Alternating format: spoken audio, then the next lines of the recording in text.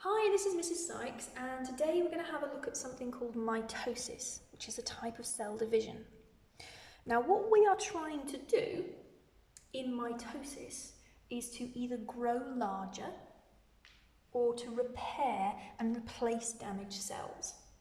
And in order for an animal to grow larger or to replace damaged cells, you need to go from where there was one cell and create two. To grow even bigger, you would then go from 2 cells and create 4, and you would double every time. And mitosis is how we grow or repair our body. So we start off with a basic cell. The DNA is inside the nucleus, and if it's a human cell, we normally deal with humans in biology, but not always, we have 46 chromosomes. And in order to create new cells, we need to make a brand new cell with exactly the same number of chromosomes that contain the same information. So I have here a blank cell. Now, to make this easier to see what's going on, I've really simplified this diagram. I'm going to give you some DNA. So we've got 3 different lengths of DNA to represent that they are slightly different. This is the whole cell. I haven't drawn the mitochondria, I haven't drawn the envelope for the DNA that goes into the nucleus, I haven't done any of that, just pared this down. What we're wanting to achieve in mitosis is this cell being copied. Mitosis is copying division.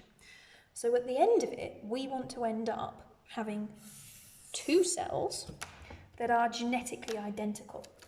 So, for example, if this is what I ended up with, I've gone wrong somewhere. I should have the same amount of DNA at the end, and it should be the same DNA at the end. So this one should be identical to this one. This one is identical to this one, and this small one is identical to this. And that is how we grow.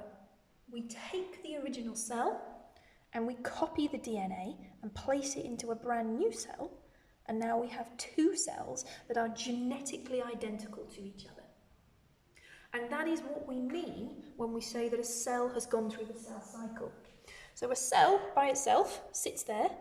If it needs to divide, grows a little bit bigger, copies its DNA, splits it, and then makes a new cell. So there are now 2 cells with the same amount of DNA and the same type of DNA. So we're going to have a little look at how we do this in a bit more detail. So first off, we start off with the DNA that we have already got. So in the cell that isn't dividing yet, waiting to divide, we have the normal amount of DNA, which I've represented by these 3. Because if you try to do this diagram with 46 chromosomes, it gets a bit messy. So step 1, we copy the DNA. So this length of DNA here is copied, and they are identical to each other. This length of DNA is copied, and those are now identical, and this one will be copied as well. So we copy all of the DNA that we've currently got in that cell. So for a little while, we've got twice the normal amount of DNA.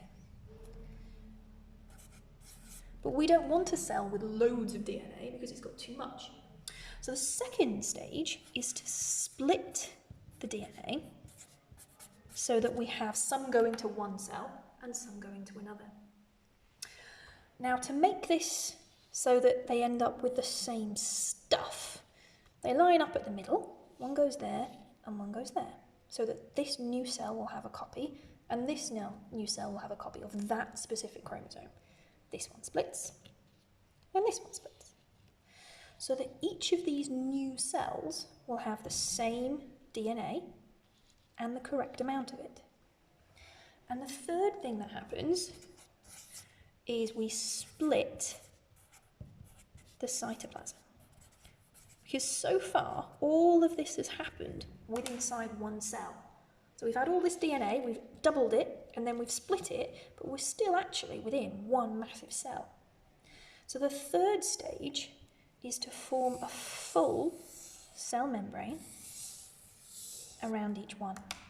And what we've now got is 2 cells that are genetically identical to where we began.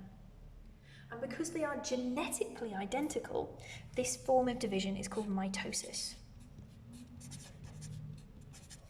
We have formed two cells. They are identical. And they have the same amount of DNA. So if this was a human cell, the original cell would have had 46 chromosomes and it would end up with 46. If you were given a different kind of animal that, say, had 38 chromosomes, at the end of the process, you would have two cells with 38. So mitosis allows you to grow and repair the body. The DNA is copied, and it is then split, and then finally you form new cell membranes by splitting the cytoplasm and sharing it between the two. And we form a new cell membrane, which allows us to create two identical cells where once there was only one.